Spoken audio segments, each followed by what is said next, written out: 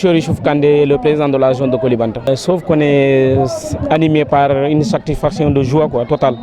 Parce que bon, nous pouvons dire que c'est la première fois dans la zone de Koulibantang qu'on reçoit ce matériel si important. D'abord, avant d'entamer vraiment ce sujet, j'aimerais d'abord remercier les membres CD de la zone de Koulibantang et surtout le village qui nous a accueillis. Et chapeau au parrain pour son geste. C'est un geste noble et monumental dans la zone de Koulibantang. Pour la première fois, il a habillé toutes les ASC de la zone. C'est une première dans la zone de Koulibantang.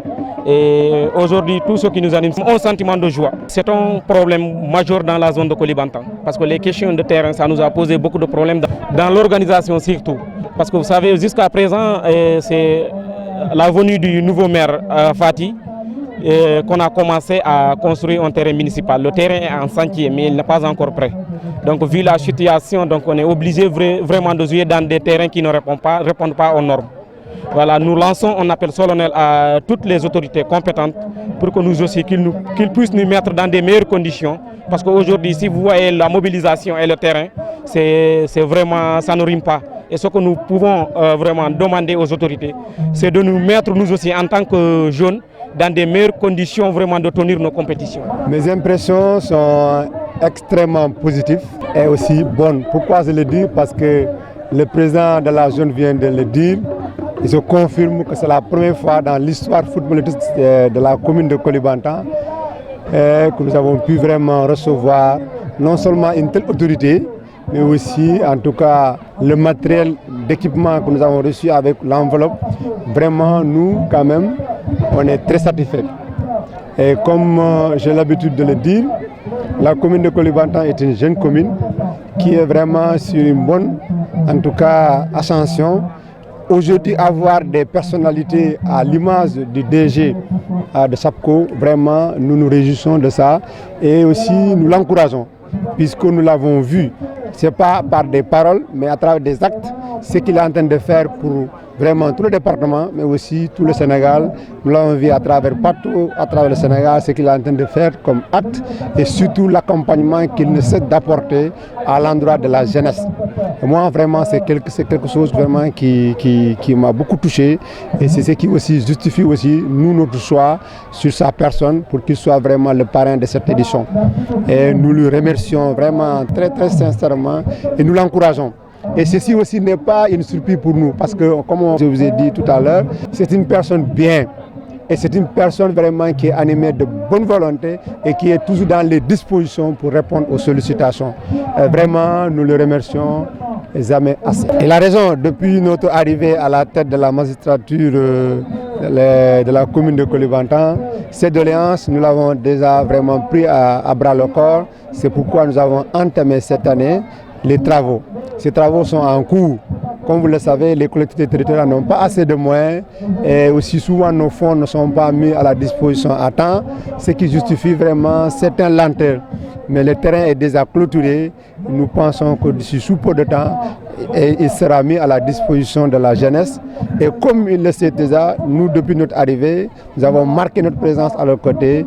Et à chaque fois vraiment que des sollicitations viennent de la jeunesse, nous cherchons à notre niveau chercher des solutions ou bien on cherche comme nous l'avons fait aujourd'hui avec le parrain pour que vraiment qu'il soit vraiment mis dans les conditions. Et nous pensons que cette collaboration va continuer.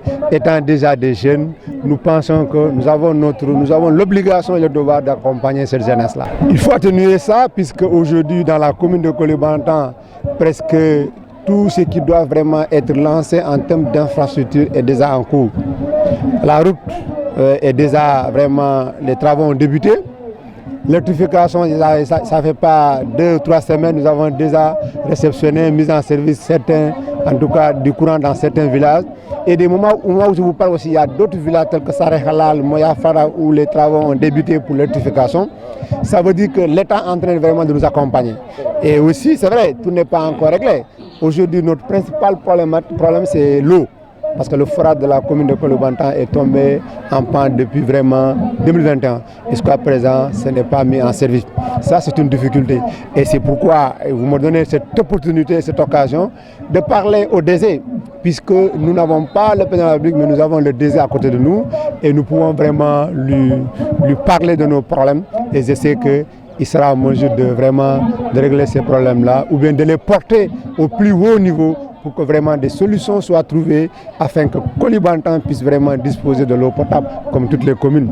Vraiment, et je sais que le DG est là, il a bien entendu cette doléance, et il fera sien de cette doléance et vraiment des solutions seront trouvées rapidement pour ça. Sinon, toutes les difficultés sont là. Nous l'avons trouvé ici, c'est-à-dire c'est au niveau de la pompe, mais aussi au niveau du château même, il y a quelques fissures là-bas. Et nous pensons que aussi le château en tant que tel est vétuste parce que c'est depuis 2000 que cela est mis en service. De ce point de vue, nous pensons que nous méritons, comme toutes les communes, d'avoir vraiment un château d'eau neuf, digne de son nom. Et nous comptons vraiment sur le DG pour que cela soit réglé rapidement. Merci beaucoup. Je suis vraiment très heureux et très content de participer à cette belle finale de la zone de Koulibantang. Tout d'abord, j'ai accepté parce que monsieur le maire de Koulibantang est un ami et un frère, mais également c'est un jeune maire, n'est-ce pas, qui a beaucoup de volonté, qui fait beaucoup de réalisations actuellement dans sa commune, malgré les maigres moyens de l'État. Mais néanmoins, il est en train de tout faire pour hisser sa commune très haut. Donc c'est à nous également de l'accompagner. Mais nous l'avons accepté également parce que nous devons accompagner la jeunesse. Je salue la présence du sous-préfet de l'arrondissement de Karantaba également, malgré qu'aujourd'hui c'est un jour de repos, mais il a tenu vraiment à participer à cette belle manifestation.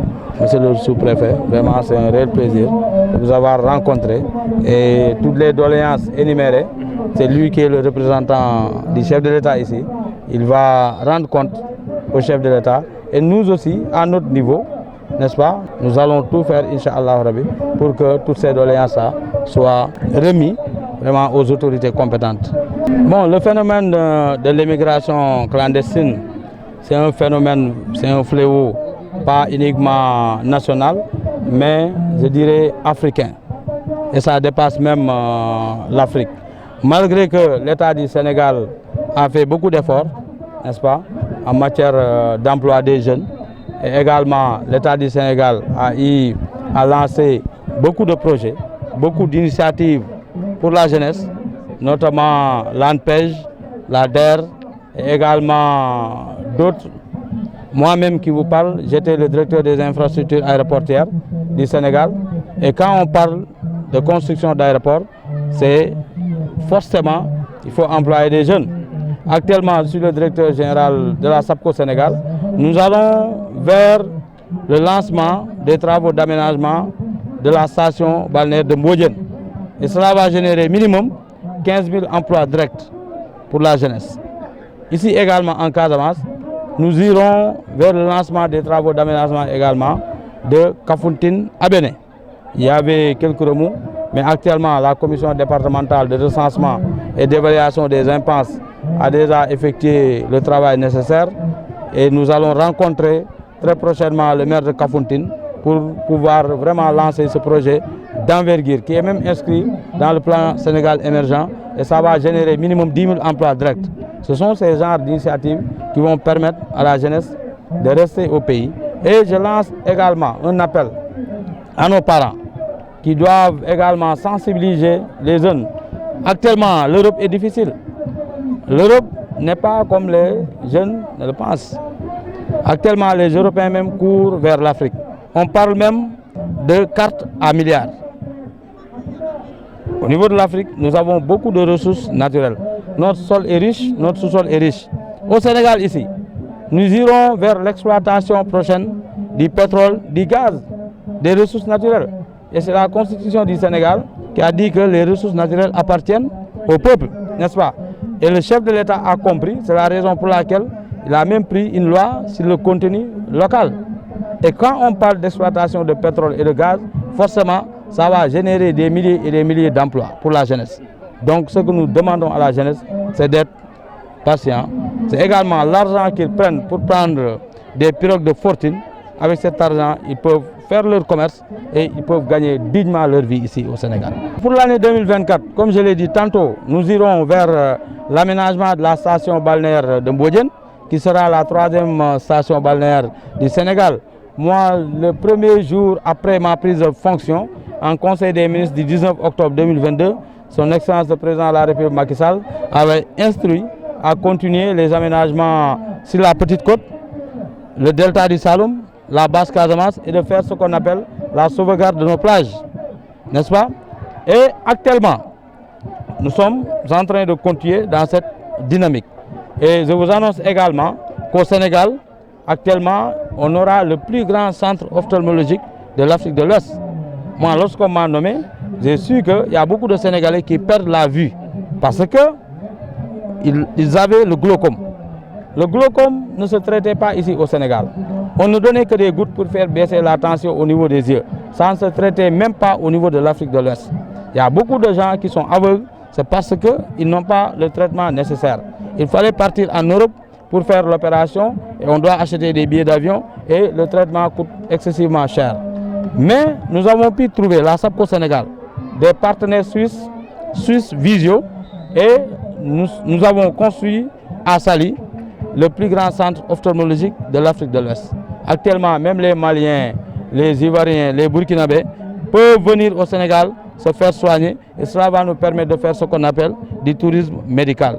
Et ce centre ophtalmologique sera inauguré très prochainement, dans les prochains jours, Inch'Allah. Conscient également du rôle vraiment que l'État du Sénégal nous a confié, nous avons signé une convention de partenariat avec l'entreprise qui exploite les mines dans le désert de Lompoul au nord. Je rappelle que l'État du Sénégal a élargi les compétences de la SAPCO au niveau national depuis 2004. Par décret 2004-1185 du 27 août 2004, l'État du Sénégal a élargi les compétences de la SAPCO Sénégal. Auparavant, quand on parle de SAPCO, c'était la Société d'aménagement de la Petite Côte. Mais depuis 2004, on parle plutôt de Société d'aménagement et de promotion des côtes. Il y a la Petite Côte, il y a la Grande Côte, mais les zones d'intérêt touristique du Sénégal. C'est la raison pour laquelle, il y a de cela un mois, j'ai annoncé l'ouverture prochaine de l'antenne régionale de Sédhiou, la SAPCO, n'est-ce pas? Et dans le désert de Lompoul, nous sommes en train de construire la plus grande oasis de l'Afrique de l'Ouest. Auparavant, quand on parlait d'exploitation minière, les gens ne pensaient qu'aux conséquences que cela pourrait engendrer. Mais nous l'avons transformé en opportunité. L'oasis, on aura la piscine de l'oasis, fait 2 fois la piscine olympique. C'est la plus grande piscine d'Afrique noire. Il y a 1000 palmiers autour, un îlot artificiel. Et cela va nous permettre également de faire ce qu'on appelle du tourisme de découverte. Le chef de l'État, son Excellence le Président de la République Macky Sall, également nous avait instruit de sauvegarder les plages du Sénégal. Je rappelle que la Banque mondiale, à travers le projet PDTE, avait accompagné l'État du Sénégal à gagner 50 mètres sur la plage de Saly. Quand on parle de tourisme balnéaire, c'est Saly qui est la vitrine de la SAPCO, du tourisme également. Et vous n'êtes pas sans savoir que le tourisme est le second secteur pourvoyeur de devises à part la pêche au Sénégal. Donc le chef de l'État accorde à ce secteur-là une importance particulière. Et quand on gagne 50 mètres de plage et on ne fait pas le maintien, on ne fait pas la sauvegarde, avec les régions côtières, on va perdre des milliards. N'est-ce pas? C'est la raison pour laquelle la SAPCO Sénégal a acquis des équipements qui vont nous permettre jusqu'à 1 mètre de profondeur d'enlever la saleté, et il y a un système de tamisage. Nous avons des bains tasseuses également et des équipements pour le nettoyage des chaussées. Et ces équipements-là pourront être réceptionnés par son Excellence le Président de la République Macky Sall dès la seconde quinzaine du mois de décembre, Inch'Allah. N'oubliez pas de liker la vidéo si elle vous a plu, et si vous êtes nouveau parmi nous, n'hésitez pas à vous abonner en activant la cloche des notifications pour ne louper aucune de nos futures vidéos. Ceci étant dit, c'est parti!